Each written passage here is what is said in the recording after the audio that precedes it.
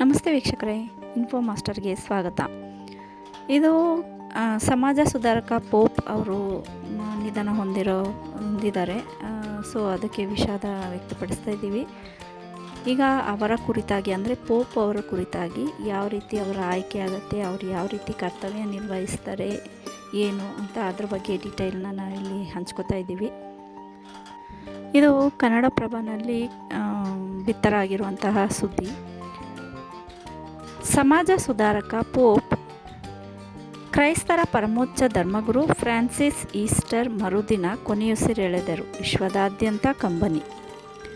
ವಿಶ್ವದಾದ್ಯಂತ ಇರುವ 140 ಕೋಟಿ ಕ್ಯಾಥೋಲಿಕ್ ಕ್ರಿಶ್ಚಿಯನ್ನರ ಧರ್ಮಗುರು ಪೋಪ್ ಫ್ರಾನ್ಸಿಸ್ ಅವರು ಈಸ್ಟರ್ ಮಾರನೇ ದಿನವಾದ ಸೋಮವಾರ ಮೆದುಳಿನ ರಕ್ತಸ್ರಾವದಿಂದ ಇಹಲೋಕ ತ್ಯಜಿಸಿದ್ದಾರೆ. ಕೆಲ ಸಮಯದಿಂದ ಅನಾರೋಗ್ಯದಿಂದ ಬಳಲುತ್ತಿದ್ದ ಅವರಿಗೆ 88 ವರ್ಷ ವಯಸ್ಸಾಗಿತ್ತು. ಕೆಲವು ದಿನಗಳ ಶೋಕಾಚರಣೆ ಬಳಿಕ ಪೋಪ್ ಅವರ ಅಂತ್ಯಕ್ರಿಯೆ ವ್ಯಾಟಿಕನ್ ಸಿಟಿಯ ಹೊರಗೆ ನಡೆಯಲಿದೆ. ಇದೇ ವೇಳೆ 20 ದಿನ ಬಳಿಕ ಹೊಸ ಪೋಪ್ ಆಯ್ಕೆ ನಡೆಯಲಿದೆ. ಇದುವರೆಗೂ ಪೋಪ್ ಆದವರು 266 ಮಂದಿ. ವಿಶ್ವದಲ್ಲಿನ ಒಟ್ಟು ಕ್ರೈಸ್ತರು 238 ಕೋಟಿ ಜನ. ಒಟ್ಟು ಕ್ರೈಸ್ತರಲ್ಲಿ ಕ್ಯಾಥೋಲಿಕರು 130 ಕೋಟಿ. ಐಫೆಲ್ ಟವರ್ ದೀಪನ ಆರಿಸಿ ಶೋಕಾಚರಣೆಯನ್ನು ಸಲ್ಲಿಸ್ತಾರೆ ಪೋಪ್ ನಿಧನ ಹೊಂದಿದಾಗ. ಸಾಮಾನ್ಯವಾಗಿ ಪೋಪ್ಗಳ ಅಂತ್ಯಕ್ರಿಯೆ ವ್ಯಾಟಿಕನ್ ನಗರದಲ್ಲೇ ನಡೆಯುವುದು ಈವರೆಗೆ ನಡೆದು ಬಂದ ಸಂಪ್ರದಾಯ. ಆದರೆ ಪೋಪ್ ಫ್ರಾನ್ಸಿಸ್ ತಮ್ಮ ಅಂತ್ಯಕ್ರಿಯೆ ಮಾತ್ರ ಅವರ ಇಚ್ಛೆಯಂತೆ ವ್ಯಾಟಿಕನ್ ಹೊರಗೆ ನಡೆಯಲಿದೆ. ಸಂಪ್ರದಾಯದಂತೆ ಪೋಪ್ ಅಂತ್ಯಕ್ರಿಯೆ ವೇಳೆ 3 ಖಾಲಿ ಶವಪೆಟ್ಟಿಗೆಗಳನ್ನು ಮಣ್ಣು ಮಾಡಲಾಗುತ್ತದೆ. ಆದರೆ ಫ್ರಾನ್ಸಿಸ್ ಅವರು ತಮ್ಮ ಪಾರ್ಥಿವ ಶರೀರವನ್ನು ಮರ ಮತ್ತು ಸತುವಿನಿಂದ ನಿರ್ಮಿಸಿದ ಒಂದೇ ಶವಪೆಟ್ಟಿಗೆಯಲ್ಲಿಟ್ಟು ಅಂತ್ಯಕ್ರಿಯೆ ನಡೆಸುವಂತೆ ಸೂಚಿಸಿದ್ದಾರೆ. ಪೋಪ್ ಮರಣದ ನಂತರ ಎಲ್ಲ ಮುಂದಿನ ಪ್ರಕ್ರಿಯೆಗಳನ್ನ ನೋಡಿಕೊಳ್ಳುವುದು ಕ್ಯಾಮೆರ್ಲೆಂಗೋ ಅಂದರೆ ವ್ಯಾಟಿಕನ್ ಆಸ್ತಿ ನಿರ್ವಹಿಸುವ ಕಚೇರಿ ಪಾಪಲ್ಗೆ ಕ್ಯಾಮೆರ್ಲೆಂಗೋ ಅಂತ ಕರೀತಾರೆ. ನಿಧನದ ಸುದ್ದಿ ಖಚಿತವಾದ ಬಳಿಕ ಪೋಪ್ ದೇಹವನ್ನು ಪೋಪ್ ವಾಸಿಸುವ ಮನೆಯಲ್ಲಿ ಇಡಲಾಗುತ್ತೆ. ಅಲ್ಲಿ ವ್ಯಾಟಿಕನ್ನ ಎಲ್ಲ ಹಿರಿಯ ಕ್ರೈಸ್ತ ಧಾರ್ಮಿಕ ಮುಖ್ಯಸ್ಥರು ಸೇರ್ತಾರೆ. ಅಲ್ಲಿ ಕಾರ್ಡಿನಲ್ ಪೋಪ್ರ ಬ್ಯಾಪ್ಟಿಸಮ್ ಹೆಸರನ್ನು 3 ಬಾರಿ ಔಪಚಾರಿಕವಾಗಿ ಕರೆಯುತ್ತಾರೆ. ಜೊತೆಗೆ ಪೋಪ್ ತಲೆಯನ್ನು ಬೆಳ್ಳಿಯ ಸುತ್ತಿಗೆಯಿಂದ ಬಡಿದು ಅವರ ನಿಧನವನ್ನು ದೃಢೀಕರಿಸಲಾಗುತ್ತದೆ.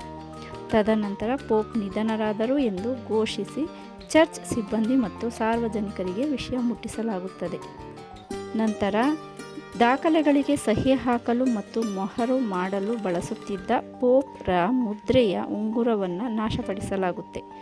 ಪೋಪ್ ನಿಧನದ ಬಳಿಕ ಯಾವುದೇ ಅಕ್ರಮಗಳು ನಡೆಯಬಾರದು ಎನ್ನುವ ಕಾರಣಕ್ಕೆ ಈ ರೀತಿ ಮಾಡಲಾಗುತ್ತೆ. ಪೋಪ್ ನಿಧನದ ಸುದ್ದಿ ಸಾರ್ವಜನಿಕರಿಗೆ ಮೊದಲು ಸಿಗುವುದು ಬೆಸಿಲಿಕಾದ ಸೇಂಟ್ ಪೀಟರ್ಸ್ ಶೋಕ ಗಂಟೆಯ ಮೂಲಕ. ಅವರ ಜೀವಿತಾವಧಿ ಎಷ್ಟೋ ಅಷ್ಟು ಸಲ ಗಂಟೆ ಬಡಿಯಲಾಗುತ್ತದೆ. ಈ ಪದ್ಧತಿ ಪೋಪ್ ಸತ್ತಾಗ ಮಾತ್ರ. ಪೋಪ್ ರಾಜೀನಾಮೆ ನೀಡಿದರೆ ಈ ಪದ್ಧತಿಯನ್ನು ಆಚರಿಸೋದಿಲ್ಲ, ಗಂಟೆ ಬಡಿಯೋದಿಲ್ಲ. ಪೋಪ್ ಅಂತ್ಯಕ್ರಿಯೆ 4 ರಿಂದ 6 ದಿನಗಳ ಕಾಲ ನಡೆಯುತ್ತದೆ. ಚರ್ಚ್ಗಳು 9 ದಿನಗಳ ಶೋಕ ಆಚರಿಸುತ್ತವೆ. 12 ವರ್ಷ ಫ್ರಾನ್ಸಿಸ್ ಪೋಪ್ ಆಗಿ ಕರ್ತವ್ಯ ನಿರ್ವಹಿಸಿದರು. ಫ್ರಾನ್ಸಿಸ್ ಪೋಪ್ ಹುದ್ದೆಗೇರಿದ ಮೊದಲ ಯುರೋಪಿಯನ್ನೇತರ ವ್ಯಕ್ತಿ, ಅಂದರೆ ಯುರೋಪಿಯನ್ ಅಲ್ಲದೇ ಇರುವಂಥ ವ್ಯಕ್ತಿ. ಮೂಲ ಹೆಸರು ಜಾರ್ಜ್ ಮಾರಿಯೋ ಬರ್ಗೋಗ್ಲಿಯೋ. ಹುಟ್ಟಿದ್ದು 1936 ಡಿಸೆಂಬರ್ 16ರಂದು. ಪೋಪ್ ಆದ ಬಳಿಕ ಮಾರಿಯೋ ಅವರು ವಿನಮ್ರತೆ ಮತ್ತು ಬಡವರಿಗೆ ಸಲ್ಲಿಸಿದ ಸೇವೆಗೆ ಹೆಸರುವಾಸಿಯಾಗಿದ್ದ ಫ್ರಾನ್ಸಿಸ್ ಅವರ ಹೆಸರನ್ನೇ ತೆಗೆದುಕೊಂಡರು. 1960ರಲ್ಲಿ ಪಾದ್ರಿಯಾಗಿ ನೇಮಕಗೊಂಡ ಫ್ರಾನ್ಸಿಸ್ ಅವರನ್ನು 1973ರಲ್ಲಿ ಮತ ಪ್ರಚಾರಕರ ಪ್ರಾಂತೀಯರನ್ನಾಗಿ ನೇಮಿಸಲಾಯಿತು. 6 ವರ್ಷಗಳ ಕಾಲ ಅವರು ಈ ಹುದ್ದೆ ಅಲಂಕರಿಸಿದರು.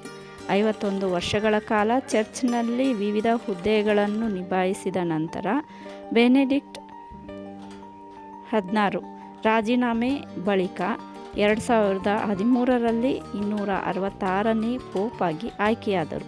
12 ವರ್ಷ ಪೋಪ್ ಆಗಿದ್ದರು. ಲ್ಯಾಟಿನ್ ಅಮೆರಿಕದ ಮೊದಲ ಪೋಪ್ ಇವರು. ಪೋಪ್ ನಿಧನಕ್ಕೆ ಪ್ರಧಾನಿ ಮೋದಿ ಸಂತಾಪ. ಅವರನ್ನು ಕರುಣೆ ಹಾಗೂ ವಿನಮ್ರತೆಯ ಸಂಕೇತ ಎಂದು ಕೊಂಡಾಡಿದ್ದಾರೆ ಮೋದಿ. ಪೂಜ್ಯ ಪೋಪ್ ಫ್ರಾನ್ಸಿಸ್ ಅವರ ನಿಧನದಿಂದ ಅತೀವ ದುಃಖವಾಗಿದೆ. ನೋವು ಮತ್ತು ಸ್ಮರಣೆಯ ಈ ಸಮಯದಲ್ಲಿ ಜಾಗತಿಕ ಕ್ಯಾಥೋಲಿಕ್ ಸಮುದಾಯಕ್ಕೆ ನನ್ನ ಸಂತಾಪಗಳು.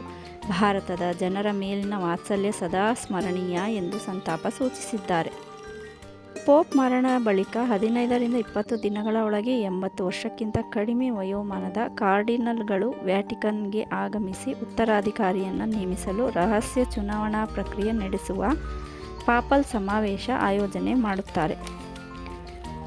ಪ್ರಸಕ್ತ 252 ಕಾರ್ಡಿನಲ್ಗಳಲ್ಲಿ 138 ಮತದಾರರಿದ್ದಾರೆ. ಆದರೆ ಈ ಪೈಕಿ 80 ವರ್ಷಕ್ಕಿಂತ ಕಡಿಮೆ ವಯಸ್ಸಿನವರು ಮಾತ್ರ ಸಿಸ್ಟೀನ್ ಚಾಪೆಲ್ನಲ್ಲಿ ನಡೆಯುವ ಮತದಾನದಲ್ಲಿ ಭಾಗವಹಿಸಬಹುದು.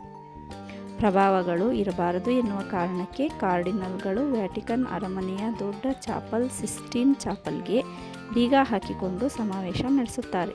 ಅಭ್ಯರ್ಥಿಯ 3/2 ಬಹುಮತ ಪಡೆಯುವವರೆಗೂ ಹಲವು ಸುತ್ತಿನ ಮತದಾನ ನಡೆಯುತ್ತದೆ. ಪ್ರತಿದಿನ 4 ಸುತ್ತಿನ ರಹಸ್ಯ ಮತದಾನ ನಡೆಯುತ್ತದೆ. ಈ ಪ್ರಕ್ರಿಯೆ ಸಾಮಾನ್ಯವಾಗಿ 15-20 ದಿನಗಳ ಕಾಲ ನಡೆಯುತ್ತದೆ. ಪ್ರತಿದಿನದ ಮತದಾನದ ಬಳಿಕ ಮತಪತ್ರ ಸುಡಲಾಗುತ್ತದೆ. ವಿಫಲವಾದ ಪ್ರತಿಯೊಂದು ಹಂತಕ್ಕೂ ಚಾಪೆಲ್ನ ಚಿಮಣಿಯಿಂದ ಕಪ್ಪು ಹೊಗೆ ಬಿಡುಗಡೆ ಮಾಡುತ್ತಾರೆ. ಬಿಳಿ ಹೊಗೆ ಎಂದರೆ ಹೊಸ ಪೋಪ್ ಆಯ್ಕೆಯಾಗಿದೆ ಎನ್ನುವುದನ್ನು ಸೂಚಿಸುತ್ತದೆ. ನಂತರ ಹಿರಿಯ ಕಾರ್ಡಿನಲ್ ವ್ಯಾಟಿಕನ್ ನಗರದ ಸೇಂಟ್ ಪೀಟರ್ಸ್ನ ಬಾಲ್ಕನಿಯಿಂದ ನೂತನ ಪೋಪ್ರನ್ನು ನಾಗರಿಕರಿಗೆ ಪರಿಚಯಿಸುತ್ತಾರೆ. ಬದುಕಿರುವಾಗ ಉತ್ತರಾಧಿಕಾರಿ ಇರುವುದಿಲ್ಲ. ಪೋಪ್ ಜೀವಂತವಾಗಿರುವಾಗ ಅವರ ಉತ್ತರಾಧಿಕಾರಿಯ ಬಗ್ಗೆ ಬಹಿರಂಗವಾಗಿ ಪ್ರಚಾರ ಮಾಡುವುದು ಅಥವಾ ಚರ್ಚಿಸುವುದು ಕಾರ್ಡಿನಲ್ಗಳಿಗೆ ಕಟ್ಟುನಿಟ್ಟಾಗಿ ನಿಷೇಧಿಸಲಾಗಿದೆ. ಕಾರ್ಡಿನಲ್ಗಳು ಖಾಸಗಿಯಾಗಿ ಚರ್ಚಿಸಿದರೂ ಸಾರ್ವಜನಿಕವಾಗಿ ಪ್ರಚಾರವನ್ನು ತಿರಸ್ಕರಿಸುತ್ತಾರೆ. ಪೋಪ್ ಆಗುವ ಆಸೆ ಹೊಂದಿರುವ ಕೆಲವು ಕಾರ್ಡಿನಲ್ಗಳು ರಹಸ್ಯವಾಗಿ ವ್ಯಾಟಿಕನ್ ಸಿಟಿಯಲ್ಲಿ ಪ್ರಚಾರ ಮಾಡುತ್ತಾರೆ. ಫ್ರಾನ್ಸಿಸ್ ನಿಧನದ ಬಳಿಕ ಮುಂದಿನ ಪೋಪ್ ಯಾರಾಗಬಹುದು ಎನ್ನುವ ಬಗ್ಗೆ ವಿಶ್ವದ ಕುತೂಹಲ ಕೂಡ ನೆಟ್ಟಿದೆ. ಅದರಲ್ಲಿ ಕಾರ್ಡಿನಲ್ ಮಟ್ಟೆಯೋ ಜಪ್ಪಿ ಇಟಲಿಯವರು, ಕಾರ್ಡಿನಲ್ ಪಿಯೆಟ್ರೋ ಪರೋಲಿನ್ ಇಟಲಿಯವರು, Antonio Tagle Philippines, Raymond Burke ಅಮೆರಿಕದವರು ಮುಂಚೂಣಿಯಲ್ಲಿ ಇದ್ದಾರೆ. ಆಯ್ಕೆ ಸಮಿತಿಯಲ್ಲಿ ಭಾರತೀಯ ಪಾದ್ರಿ ಕೂಡ ಇದ್ದಾರೆ. ಹೈದರಾಬಾದ್ನ ದಲಿತ ಪಾದ್ರಿ ಆಂಥೋನಿ ಪೂಲಾ ಅವರು ಸಹ ಇದ್ದಾರೆ. ಇವರು 138 ಸದಸ್ಯರಲ್ಲಿ ಒಬ್ಬರಾಗಲಿದ್ದು ಪ್ರಮುಖ ಪಾತ್ರ ವಹಿಸಲಿದ್ದಾರೆ. ಪೋಪ್ ಹುದ್ದೆ ಎನ್ನುವುದು ಹುದ್ದೆಯಲ್ಲಿರುವವರ ಜೀವಿತಾವಧಿ ತನಕವೂ ಇರುತ್ತದೆ. ಹೊಸ ಪೋಪ್ ಆಯ್ಕೆ ಪ್ರಕ್ರಿಯೆಯು 2 ಸಂದರ್ಭದಲ್ಲಿ ನಡೆಯುತ್ತದೆ. ಒಂದು, ಪೋಪ್ ಸ್ಥಾನದಲ್ಲಿರುವವರು ರಾಜೀನಾಮೆ ನೀಡಿದರೆ, ಮತ್ತೊಂದು ಪೋಪ್ ನಿಧನ ಹೊಂದಿದರೆ. ಸಂತ ಪೀಟರ್ ಕ್ರೈಸ್ತರ ಮೊದಲ ಪೋಪ್ ಎಂಬ ಹಿರಿಮೆ ಹೊಂದಿದ್ದಾರೆ. ಪೋಪ್ ಅಂದರೆ ಯಾರು? ಅವ್ರ ಕರ್ತವ್ಯವೇನು ಅಂದರೆ, ಪೋಪ್ ಅನ್ನೋದು ಕ್ರೈಸ್ತರ ಪರಮೋಚ್ಚ ಗುರುಗಳ ಪದವಿ.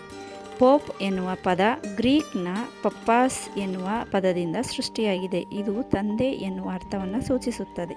ಅಂದರೆ ಕ್ಯಾಥೋಲಿಕ್ ಚರ್ಚ್ನ ಸದಸ್ಯರಾಗಿರುವ ಎಲ್ಲರಿಗೂ ಪಿತೃ ಸಮಾನ ಎನ್ನುವ ಅರ್ಥವನ್ನು ನೀಡುತ್ತದೆ. ಇದುವರೆಗೂ ರೋಮ್ 266 ಪೋಪ್ ಧಾರ್ಮಿಕ ನಾಯಕತ್ವಕ್ಕೆ ಸಾಕ್ಷಿಯಾಗಿದೆ.